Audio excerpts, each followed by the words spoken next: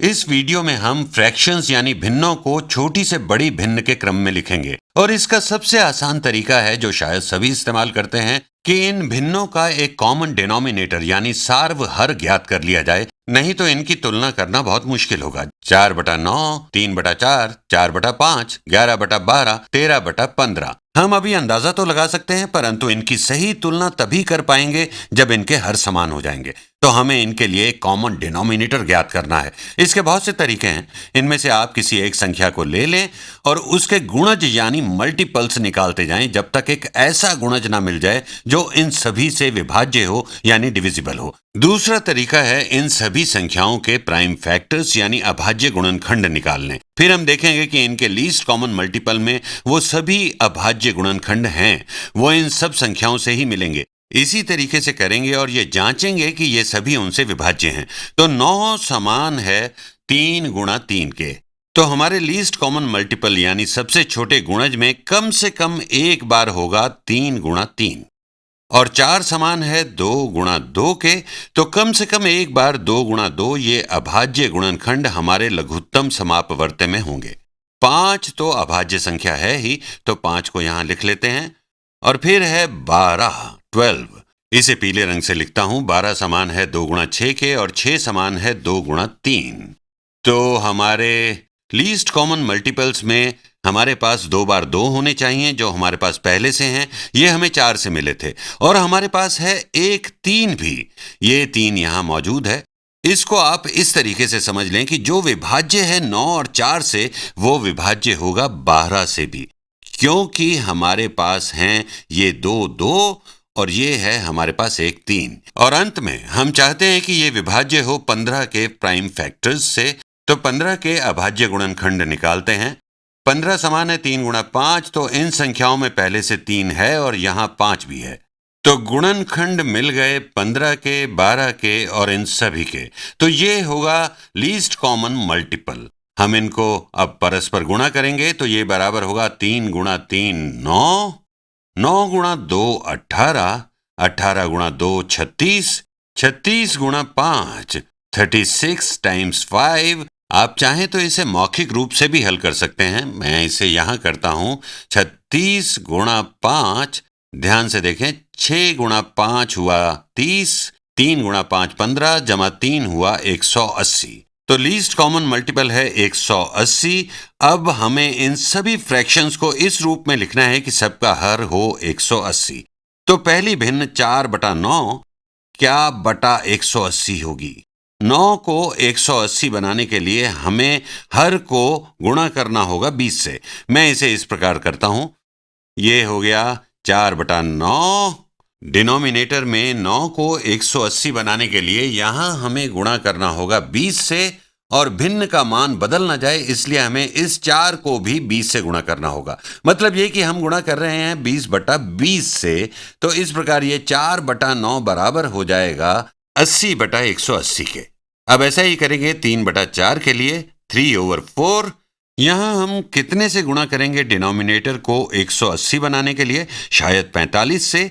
ये ज्ञात करने के लिए आप 4 से डिवाइड कर सकते हैं 180 को, और अगर हम गुणा करें 4 को 45 से, 4 गुणा 40 होता है 160, 4 गुणा 5 होता है 20, इन दोनों को ऐड करें तो मिलेगा 180। तो अगर हम हर को गुणा कर रहे हैं 45 से, तो हमें अंश को भी गुणा करना होगा 45 से। 3 गुणा 45, 120 जमा 15, ये हो गया 135, 135, और हर है यहाँ 180, 180। अब लेते हैं 4/5, 4/5। और अब यहां हर को 180 बनाना है, तो 5 को कितने से गुणा करें? तो 5 को अगर 30 से गुणा करें तो मिलेगा 150, तो कम रह गए 30, इसलिए हमें गुणा करना पड़ेगा 36 से। तो गुणा 36, तो अंश को भी 36 से गुणा करना पड़ेगा। तो डिनोमिनेटर हो गया 180 और न्यूमरेटर में 4 गुणा 30 होता है 120, 4 गुणा 6 होता है 24, तो यहां होगा 144/180। अब बच गए हमारे पास 2 और, तो लेते हैं 11/12, 11/12। तो यहां हर को 180 बनाने के लिए हम गुणा करेंगे 12 से, तो 12 गुणा 10 होता है 120, तो रह गए 60 कम, तो मल्टीप्लाई करना होगा 15 से। 15 से हर को और 15 से अंश को, तो हमें मिलेगा डिनोमिनेटर में 180, और 11 गुणा 15, 10 गुणा 15 होता है 150, तो एक और 15 है हमारे पास, तो ये होगा 165। 165 बटा 180, और अब है 13 बटा 15, लेते हैं 13/15। हर को 180 बनाने के लिए गुणा करेंगे 12 से, ये हम यहाँ देख चुके हैं। 12 गुणा 15 है 180, तो गुणा करेंगे 12 से, तो यहाँ आएगा 180 हर में, और अंश को भी गुणा करना पड़ेगा 12 से ताकि भिन्न का मान ना बदल जाए। हमें मालूम है 12 गुणा 12 होता है 144, हमें एक और 12 ऐड करना होगा इसमें, हमें मिलेगा 156। योग 12 और 144 का हुआ 156। हमने इन सभी भिन्नों को दोबारा लिखा एक नए रूप में।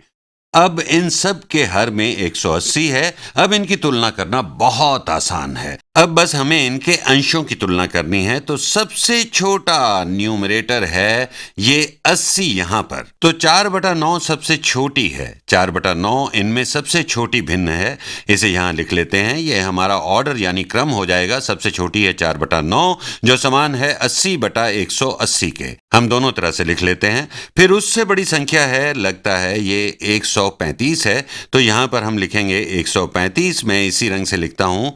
तो इसके बाद हम लिखेंगे 135/180, जो कि समान है 3/4 के, बराबर है 3/4 के।